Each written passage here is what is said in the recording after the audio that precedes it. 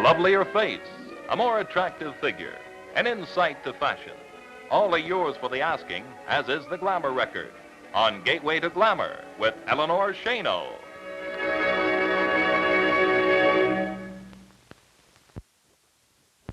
There's a great deal being written these days about preventative medicine. This is the idea of taking care of your body before any serious ailment occurs. And I think the same approach can be applied to beauty. Take care before the particular problem exists. Now, if you're between the ages of 18 and 25, you may feel that this program does not interest you at all because we're going to be talking about a double chin, a sagging jawline. Right now, you don't have this problem, but if you take time now to practice the beauty treatments that I'm going to explain, the problem may never exist.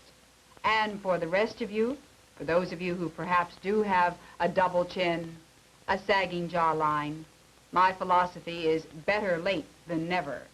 Now, the treatment is as follows. Take ice cubes, or you can take just a cloth dipped in icy cold water, and apply it directly to the chin line, just back and forth. Now, this treatment itself should last about 5 minutes. What this does is it tones all of these chin and neck muscles. Take a tissue, just tissue off the excess moisture, and then apply a rich throat and neck cream. Always work up, out to the chin line. Now, this is a beauty treatment that should be done every day. The complete job only takes about 10 minutes. Incidentally, this is certainly a treatment that you should be using if you're in the process of losing weight, because so often when you lose weight, one of the sidelines, and the unfortunate sidelines, is that your neck muscles begin to sag. The next thing I want to talk to you about is this. This is a chin strap. If you don't own one, perhaps you've never seen one or heard much about it, because this is something that women just don't talk freely about. And I think they're smart. This is something that if you use a chin strap, be discreet. Don't let anyone know that you're using it. It certainly has value. What it is it's an elasticized piece of fabric. Put it directly beneath your chin, and then pull it as tightly as possible. And as you can see, there are 2 sets of ribbons here that are to be tied on top of your head. Now, the best time to use this is not at night, because again, this should be something that only you know about. You don't have to even let your husband in on this beauty secret. I would suggest that you use it during the day, perhaps when you're doing some sewing, or if you're just going to be taking a 15-minute nap. Apply the chin strap and then just relax. These are beauty treatments that will help you to avoid a double chin and a sagging jawline.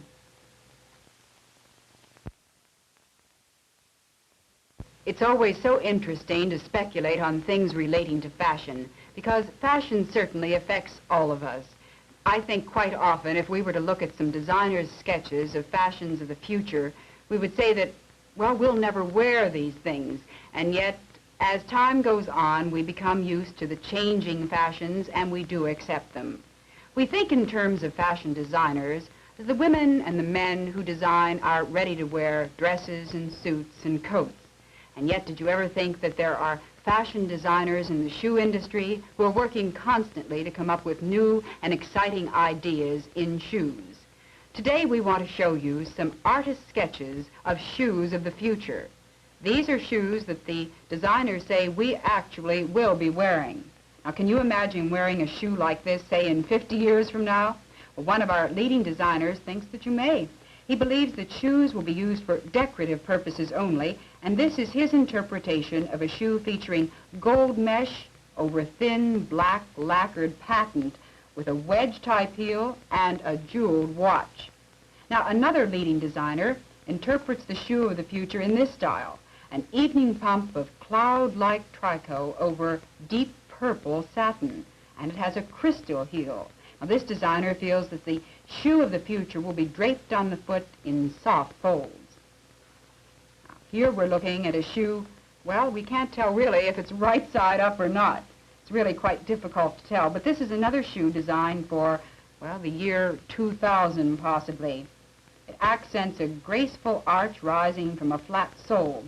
And this magic bit of foot sorcery will enable the woman of, say, the year 2000 to keep her feet on the ground, but at the same time give her the feeling of soaring off into outer space, and by then she just possibly may be.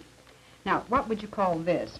Well, the fashion designer who created it calls it a space boot with a spring action heel. Actually, it was designed with a variety of heels. Besides this spring coil, it could have a rubber suction cup for a heel, for example, or a wooden disc, or a flat low heel. Simply by changing her heels, the woman of the future will be prepared for a variety of atmospheres, from office to perhaps an interplanetary meeting. And here is another shoe suggesting the missile in flight, a shoe with the thinnest heel of all times, a steel spike without a tip. It's designed, of course, so that Milady of year 2000 can walk on varied surfaces. We thought maybe you'd like to go back a few years and take a look at some of the shoes that Grandma perhaps wore. Do you remember this? The 16-button shoe? Oh, girls certainly had to get up a lot earlier in the morning to get into these shoe fashions.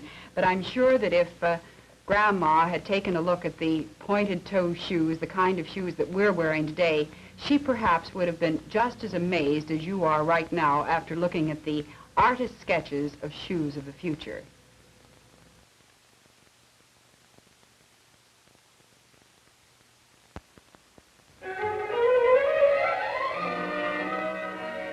What every woman wants to know about charm and beauty is yours regularly, here on Gateway to Glamour with Eleanor Schano.